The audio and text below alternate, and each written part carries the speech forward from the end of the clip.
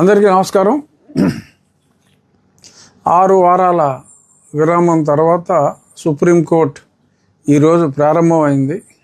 తొలి రోజే మన item court number 2 justice Vikram Nath గారి బెంచ్లో వచ్చింది. మే 21వ తారీఖు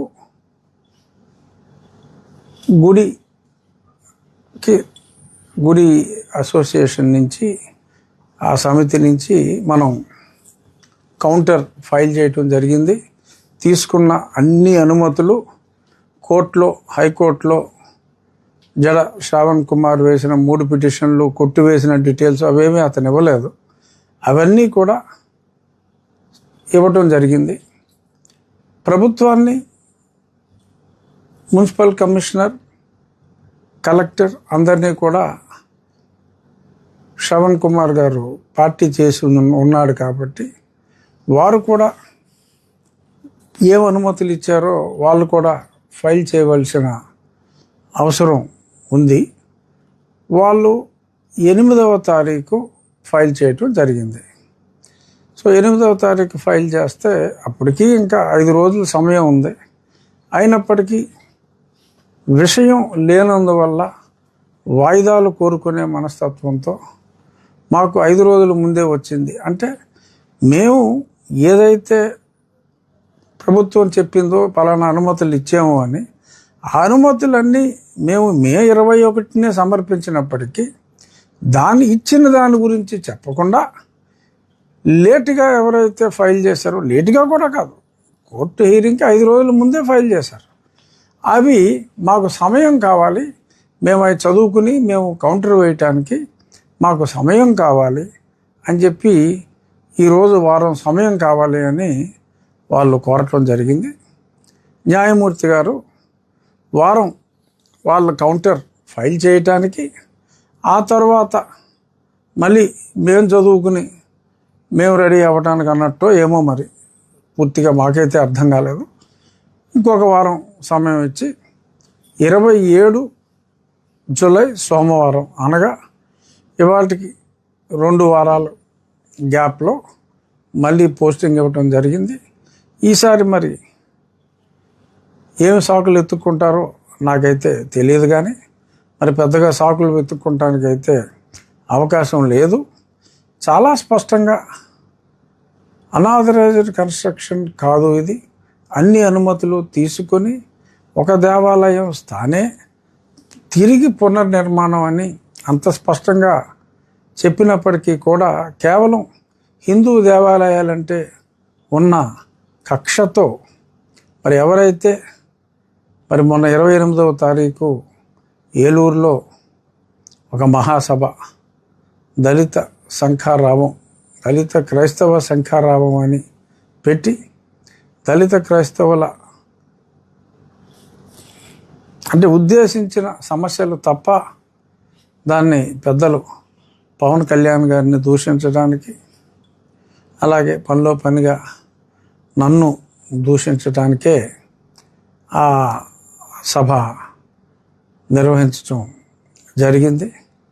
మరి ఆ సభా నిర్వాహకులు అయిన జడ శ్రావణ్ కుమార్ గారు, నేను నిన్ననే ఒక వీడియో కూడా రిలీజ్ చేయడం జరిగింది. ఎస్ ఐఎమ్ ఏ హిందూ అన్నారని. అలాగే వేరే వీడియో కూడా వచ్చింది, yes I'm a Dalit Christian అని అన్నట్టు. బట్ నాకు ఆమె హిందూ అన్నది తర్వాత అన్నారేమో అనే ఉద్దేశంలో, మరి ఇది ముందని తర్వాత ఇది అన్నారేమో నాకు తెలియదు. ఆయన ఏదో అన్నదే అది ఆయన క్లారిఫై చేస్తాను, ఇప్పుడు ఏదో అన్నదే ఆయన క్లారిఫై చేస్తానే బెటర్ ఏమో. బట్ ఏది ఏమైనప్పటికీ హ్యావింగ్ థాట్ ఆమె హిందూ అన్నారు, ఒక పార్టీ పెట్టుకున్నారు. ఒక పార్టీ పెట్టుకుంటే మరి పరమత సహనం మాకున్నట్టే, మా మతాన్ని మేము ప్రేమిస్తాం, ఇతర మతాలను గౌరవిస్తాం అని ఆశించాం. ఎందుకంటే మ్యాటర్ ఉంటే ఆర్గ్యూ చేయాలి. న్యాయం వారి పక్కన ఉంటే సుప్రీంకోర్టు వారికి అనుకూలంగా ఇస్తుంది, మా పక్కన ఉంటే మాకు అనుగుణంగా ఉంటుంది. కానీ అసలు వాదనలకే అవకాశం లేకుండా వాయిదాలు వేయటం అనేది అది వారి విచక్షణకి సరే ప్రజలు గ్రహిస్తారు. 80% ఉన్న వారి మనోభావాలని ఇంత దారుణంగా దెబ్బతీయటం అనేది సమంజసం కాదు. అయినప్పటికీ నో రిగ్రెట్స్. ఎందుకంటే దీనివలన మా దేవాలయ సమితికి కానీ మా శ్రీరామ భక్తులకు కానీ వచ్చిన నష్టం ఏమాత్రం ఈషన్ మాత్రం లేదు.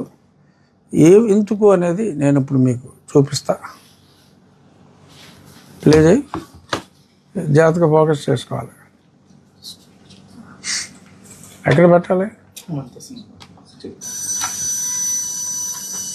క్లియర్గా ఉందా? ఏదైనా పైకి లేపాలా?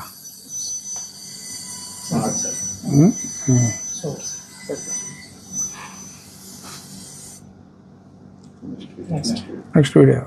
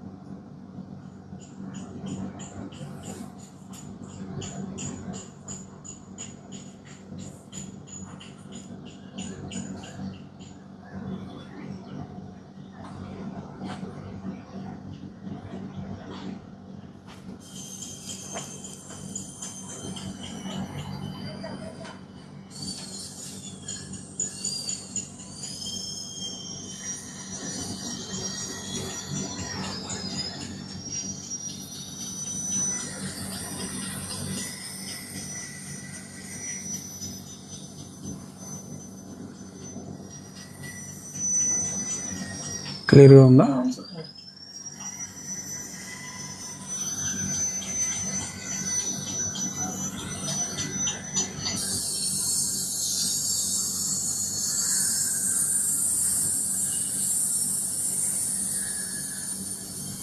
సరిపోతుంది, అర్థమవుతుందా? సో ఆ రకంగా గన్నవరం దగ్గర స్వామీజీ శ్రీ శ్రీ శ్రీ కమలానంద భారతి గారి ఆశ్రమం దగ్గర ఎయిర్పోర్ట్కి జస్ట్ ఆపోజిటే ఉంటుంది, గన్నవరం ఎయిర్పోర్ట్కి. అక్కడ రెడీ అవుతుంది. కృష్ణ శిలలన్నీ, రా బ్లాక్స్ అన్నీ అక్కడికి చేర్చి యాజ్ పర్ ద ప్లాన్, మన ప్లాన్ ఎలా ఉందో అలాగా అన్ని శిలలు రెడీ అవుతున్నాయి. కటింగ్ ఇదంతా ఇక్కడ మనం ఆల్రెడీ ఫౌండేషన్స్ గతంలోనే ప్రముఖ దళిత క్రైస్తవ నాయకులు కోర్టుకి వెళ్ళక ముందే మనం ఫౌండేషన్స్ అన్నీ పూర్తి చేయటం జరిగినాయి. అక్కడ దేవాలయం ఏ రాయికి ఆ రాయ ఒకదానిపైన ఒకటి ఎరెక్షన్ చేసుకోవటమే మన పని. యాజ్ పర్ ద డిజైన్ మొత్తం టెంపుల్ టాప్తో సహా అన్ని పీసెస్ రెడీ అవుతున్నాయి.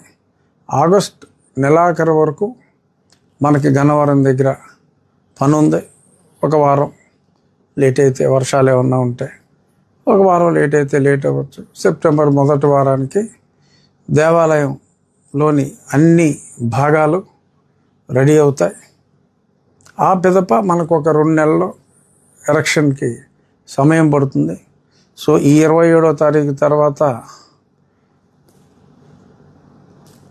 శ్రావణ కుమారులు ఇతర కుమారులతో కలిసి ఇంకో వారం లేట్ చేసుకున్నప్పటికీ కూడా మనకి 1 గంట కూడా దాని వలన దేవాలయ నిర్మాణానికి ఎటువంటి ఆటంకం రాదు. వారి కుట్రలు వారిని మనం ఎలా చెప్పాం. నిజంగా హిందువుల మీద మీకు ద్వేషభావం లేకపోతే సహకరించమని మనం చెప్పాం. ఎందుకంటే ఇతర మతస్థుల మనోభావాలను ఎందుకు దెబ్బతీయాలి మీరు అనే ఉద్దేశం మీద చెప్పడం జరిగింది.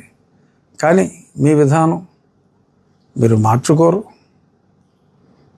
సరే, దేనికైనా ప్రతి దాంట్లో కూడా in every crisis there is an opportunity అని మా పెద్దలు చంద్రబాబు నాయుడు గారు ఎప్పుడూ చెప్తూ ఉంటారు. సరే, మేము మరింత సంఘటితమై మా మతాన్ని, మా అభిమతాన్ని మరి సంఘటితం చేసుకొని పటిష్టం చేసుకోవాల్సిన అవసరం ఉందేమో అని ఇటువంటి చేష్టల ద్వారా మేము మరింత సంఘటితం అవటానికి దోహదపడుతుంది. శ్రీరామ భక్తులకు ఆ దేవాలయానికి విరాళం ఇచ్చిన 100 రూపాయల దగ్గర నుంచి విరాళం ఇచ్చిన 10,000 వరకు విరాళం ఇచ్చిన దాతలందరికీ కూడా నేను చెప్పేది ఏమిటంటే, ఎటువంటి ఆలస్యం జరగకుండా దేవాలయ నిర్మాణం ఎవరెన్ని అవాంతరాలు కలిగించినా కూడా సమయం మనకి వేస్ట్ అవ్వకుండా దానికి అన్ని ఏర్పాట్లు మనం చేసుకోవటం జరిగింది. సెప్టెంబర్ మొదటి వారంలో క్రేన్తో చకచక ఎరెక్షన్ చేసుకోవటమే మనకి మిగిలి ఉన్నది.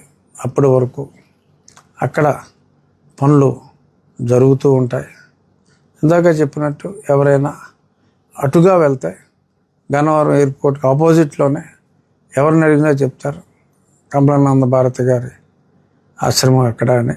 దానికి పక్కనే 100 గజాల దూరంలో మన ఒక దత్త పీఠం వారి ఆశ్రమం కూడా అక్కడ ఒకటి ఉంది. సో అది ఒక దేవాలయం, చక్కటి ఆశ్రమాలు ఉన్న ఆ ప్రాంతాన్నే ఎంపిక చేసుకుని మన దేవాలయ నిర్మాణం అక్కడ మనం చేసుకోవటం జరుగుతుంది. భక్తులు అక్కడికి వెళ్ళి దాన్ని పరిశీలించవచ్చు. శ్రీరాముని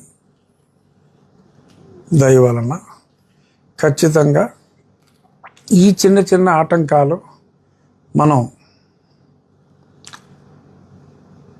సిరివెన్నెల గారి పాటలో తగిలే రాళ్లను పునాది చేసి ఎదగాలి అని చెప్పారు. అలాగే శ్రావణ్ కుమారులు మనపై, మన మతంపై విసిరిన ఈ రాళ్ళనే పునాదిగా చేసుకొని మరింత సంఘటితం అవుదాం. థ్యాంక్స్ శ్రావణ్ కుమార్ గారు. మాలో చక్కటి ఐక్యతకి దోహదపడినందుకు మీకు నేను ధన్యవాదాలు తెలియజేస్తున్నాను. జై శ్రీరామ్.